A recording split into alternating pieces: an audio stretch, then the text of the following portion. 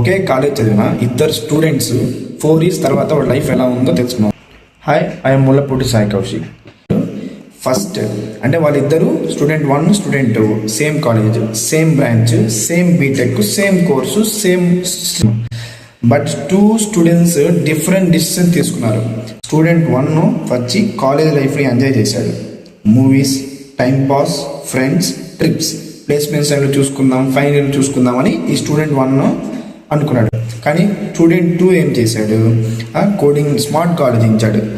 Coding నేర్చుకున్నాడు, skills develop చేసుకున్నాడు, products build చేసుకున్నాడు, డైలీ కొంచెం ఎఫెక్ట్ పెట్టాడు. డైలీ 1 అవర్ ఎఫెక్ట్ పెట్టి స్టూడెంట్ 2 నేర్చుకున్నాడు.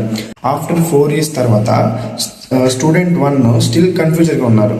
ఇప్పుడు బీటెక్ అయిపోయింది, ఇప్పుడు ఏం చేయాలి, ఏం చదవాలి, ఎలా చేయాలి, what to do, how to do అని ఇతను చాలా కన్ఫ్యూజన్ ఉన్నాడు. స్టూడెంట్ 1 టైం పాస్ చేసిన అతను. స్టూడెంట్ 2 ఎవరైతే ఉన్నాడో అతను చాలా కాన్ఫిడెంట్గా ఉన్నాడు. ఎలా అంటే ఇప్పుడు ఒక ఇంటర్వ్యూ పెడితే అతను ఇమ్మీడియట్గా దాన్ని క్రాక్ చేసేంత కాన్ఫిడెంట్గా అతను ఉన్నాడు. ఒకవేళ క్రాక్ చేయలేకపోయినా ఇంటర్వ్యూకి అటెండ్ అయ్యి ధైర్యంగా ఆన్సర్స్ చెప్పగలిగే అంత కాన్ఫిడెంట్గా స్టూడెంట్ 2 ఉన్నాడు. ఇక్కడ ఇద్దరు చదివింది ఒకటే కాలేజు, ఇద్దరు చదివింది ఒకటే కోర్సు, సేమ్ బీటెక్. ఇక్కడ వీళ్ళిద్దరి మధ్య డిఫరెన్స్ ఏంటంటే